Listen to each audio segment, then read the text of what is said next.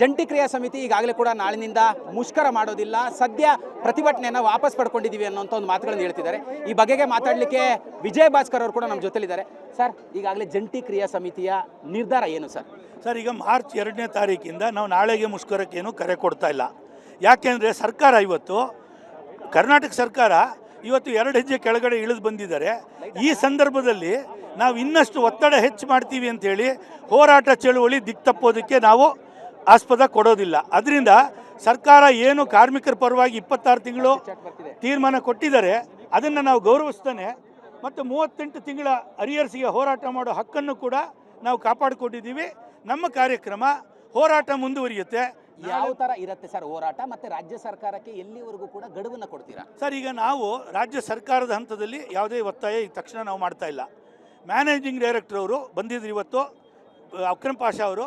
ನಾವು ಅವ್ರನ್ನೂ ವಿನಂತಿ ಮಾಡಿದ್ವಿ, ನೀವು ಒಂದು ದಿನಾಂಕನ ಗೊತ್ತು ಮಾಡಿಬಿಟ್ರೆ ಯಾವುದೇ ತಕರಾರು ಇರೋದಿಲ್ಲ ಅಂತ ಹೇಳಿದ್ವಿ. ಆದರೆ ಅವರೇನು ಹೇಳಿದ್ರು, ನಾನು ಸಾರಿಗೆ ಸಚಿವರ ಹತ್ರ ಮಾತಾಡಿ ನಿಮಗೆ ಡೇಟನ್ನು ನಾನು ಕೊಡ್ತೀನಿ ಅಂತ ಹೇಳಿದ್ರು. ನಾವು ಮಂತ್ರಿಗಳನ್ನು ನಿರೀಕ್ಷೆ ಮಾಡಲ್ಲ. ಯಾಕೆಂದರೆ ಈ 2ನೇ ಅವಧಿಯ ವಿಚಾರ ಇದೆಯಲ್ಲ, ಈಗ 521 ಕೋಟಿ ವಿಚಾರ ನಾವು ಸರ್ಕಾರದ ಜೊತೆ ಮಾತನಾಡ್ತೀವಿ. ಆ್ಯಂಡ್ ಮತ್ತು MD ಅವರು ತಮ್ಮ ಭಾಷಣದಲ್ಲಿ ಇನ್ನೊಂದು ಮಾತು ಹೇಳಿದ್ರು, ತಾವು ಗಮನಿಸಿರ್ಬೋದು, ರಿಟೈರ್ಡ್ ಆದಂಥ ನೌಕರರ ಹಿತಾಸಕ್ತಿನ ನಾವು ಕಾಪಾಡ್ತೀವಿ ಅಂತ. ಅದನ್ನು ಅವರು ಒಪ್ಪಿಬಿಟ್ರು ಅಂತಂದರೆ 521 ಕೋಟಿ ರೂಪಾಯಿ ಇಲ್ಲ, ಇನ್ನೂ ಕಮ್ಮಿ ಆಗಿಬಿಡುತ್ತದು. 250-300 ಕೋಟಿ ರೂಪಾಯಿ ಅಷ್ಟೇ ನಮಗೂ ಅವ್ರಿಗೂ ಜಗಳ. ಅದರಿಂದ ಇದು ಬಗೆಹರಿಲಾರ ಸಮಸ್ಯೆ ಖಂಡಿತ ಅಲ್ಲ. ಅದರಿಂದ ನಮಗೆ ತಾಳ್ಮೆ ಇದೆ. 2ನೇ ವಿಚಾರ, ಮೀಟಿಂಗ್ ಕರಿಬೇಕು ಅಂತ ನಾವು ಯಾವುದಕ್ಕೆ ಕೇಳ್ತಾ ಇರೋದು? 2ನೇ ಅವಧಿದು. ಅವರು ಸರ್ಕಾರ 1-4-25 ಅಂತಾರೆ, ನಾವು 1-1-24 ಅಂತೀವಿ. ಮೀಟಿಂಗ್ ಅಂತೂ ಕರೀತಾರೆ, ಪರ್ಸೆಂಟೇಜ್ ನಮ್ಮ ಹತ್ರ ಮಾತುಕತೆ ಮಾಡಿ ತೀರ್ಮಾನ ಮಾಡ್ತೀವಿ ಎಂದಿದ್ದಾರೆ. ಇದು ಅತ್ಯಂತ ಪಾಸಿಟಿವ್ ಆದಂಥ ಅಂಶ ನಿನ್ನೆ ಬಂದಿರತಕ್ಕಂಥ. ಈಗ ರಾಜ್ಯ ಸರ್ಕಾರಕ್ಕೆ ಸಭೆಯನ್ನು ಕರೀಲಿಕ್ಕೆ ಯಾವ ದಿನಾಂಕದ ಗಡುವನ್ನು ಕೊಡ್ತೀರಾ? ಅದು ಮಾರ್ಚ್ 2 ಕೂಡ ಅವರು ಮೀಟಿಂಗ್ ಫಿಕ್ಸ್ ಮಾಡಿದ್ರು ಅಂದರೆ ನಾವು ಆ ಧರಣಿ ಕಾರ್ಯಕ್ರಮ ಕೂಡ ಮಾಡೋದಿಲ್ಲ. ಆ ಸಭೆಯಲ್ಲಿ ತಮ್ಮ ಪ್ರಮುಖವಾದಂಥ ಬೇಡಿಕೆ ಏನು ಸರ್? ಅದು ಒಂದು, ಈಗ ಸರ್ಕಾರ 521 ಕೋಟಿ ರೂಪಾಯಿ ವಿಚಾರದಲ್ಲಿ ಸರ್ಕಾರದ ಮಟ್ಟದಲ್ಲಿ ಮಾತಾಡಬೇಕು. ಬಟ್ ಈಗ ನಂತರದ ಅವಧಿ ಇದೆಯಲ್ಲ, ನಮ್ಮ ಪ್ರಕಾರ 1-1-24 ಅದನ್ನು MD ಅವ್ರು ಕರೆದು ಮಾತುಕತೆ ಮಾಡಿ ಎಷ್ಟು ಪರ್ಸೆಂಟೇಜ್ ಅನ್ನೋದನ್ನು ನಾವು ಇತ್ಯರ್ಥ ಮಾಡ್ತೀವಿ ಮೊದಲು. ಆಮೇಲೆ ಡೇಟ್ ವಿಚಾರನ ಮತ್ತೆ ನಮ್ಮ ಹೋರಾಟದ ಮೂಲಕ ಅವ್ರಿಗೆ ಮನವರಿಕೆ ಮಾಡಿಕೊಡ್ತೀವಿ. ನಾವು ಅದನ್ನು ಇದರಲ್ಲಿ ಗೆಲ್ತೀವಿ ಅನ್ನುವಂಥ ಭರವಸೆ ನಮಗಿದೆ. ವೇತನ ಪರಿಷ್ಕರಣೆ, ವೇತನ ಹಿಂಬಾಕಿ ಎರಡೂ ವಿಚಾರಕ್ಕೆ ಸಂಬಂಧಪಟ್ಟಂತೆ ಪಾಸಿಟಿವ್ ಆದಂತಹ ರೆಸ್ಪಾನ್ಸ್ ಬರದೇ ಇದ್ರಲ್ಲಿ ತಮ್ಮ ಮುಂದಿನ ಹೋರಾಟ ಯಾವ ರೀತಿ ಇರುತ್ತೆ ಸರ್? ಮತ್ತೆ ನಾವು ಹೇಳಿದ್ದೀವಿ ಈಗಾಗಲೇ, ಮತ್ತೆ ನಾವು ಅವಶ್ಯಕತೆ ಬಿದ್ದರೆ ನೋಟಿಸ್ ಕೊಡದೆ ಮುಷ್ಕರವನ್ನು ನಾವು ಮಾಡ್ತೀವಿ. ಈಗಾಗಲೇ ನೌಕರರು ತಾವು ತಮ್ಮ ಅಭಿಪ್ರಾಯ ಹೇಳಿದ ನಂತರದಲ್ಲಿ ಸಾಕಷ್ಟು ದೊಡ್ಡ ಮಟ್ಟದಲ್ಲಿ ಅಸಮಾಧಾನ, ಆಕ್ರೋಶವನ್ನು ವ್ಯಕ್ತಪಡಿಸಿದ್ರು. ಏನು ಹೇಳ್ತೀರಾ ಸರ್ ನೌಕರರಿಗೆ? ಸರ್, ನೌಕರರಿಗೆ ನಾವು ಹೇಳೋದು, ಈಗ ಕನ್ನಡದಲ್ಲಿ ಒಂದು ಗಾದೆ ಮಾತಿದೆ,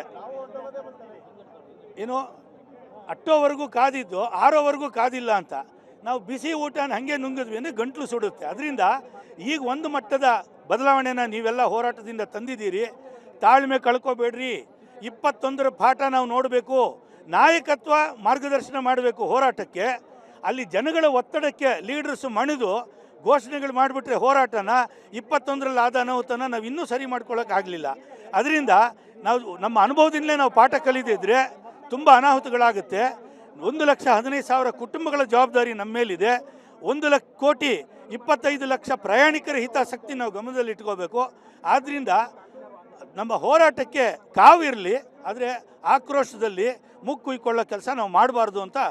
ಕಡೆಯದಾಗಿ ರಾಜ್ಯ ಸರ್ಕಾರಕ್ಕೆ ತಮ್ಮ ಎಚ್ಚರಿಕೆ ಮತ್ತು ಮನವಿ ಏನು ಸರ್? ಸರ್, ರಾಜ್ಯ ಸರ್ಕಾರಕ್ಕೆ ನಾವು ಮತ್ತೊಮ್ಮೆ ಮನವಿ ಮತ್ತು ಎಚ್ಚರಿಕೆಯನ್ನು ಕೊಡೋದು, ಇವತ್ತು ಈ ಪೆಂಡಾಲಲ್ಲಿ ಇದ್ದಂಥ ಒಂದು ಸೆಕ್ಷನ್ ಆಫ್ ವರ್ಕರ್ಸು ಭಾಳ ಆಕ್ರೋಶ ಭರಿತರಾಗಿದ್ದಾರೆ. ನಮ್ಮ ಬಗ್ಗೆನೂ ಬೇಸರ ಮಾಡ್ಕೊಂಡಿರಲಿಕ್ಕೂ ಸಾಧ್ಯ ಇದೆ. ಈ ಆಕ್ರೋಶ ಇಡೀ ಸಾರಿಗೆ ನಿಗಮದ 1,15,000 ಜನರಿಗೆ ಆಕ್ರೋಶ ಬರೋವರೆಗೂ ತಾವು ಅವಕಾಶ ಕೊಡಬೇಡ್ರಿ, ಮಾತುಕತೆ ಮಾಡಿರಿ.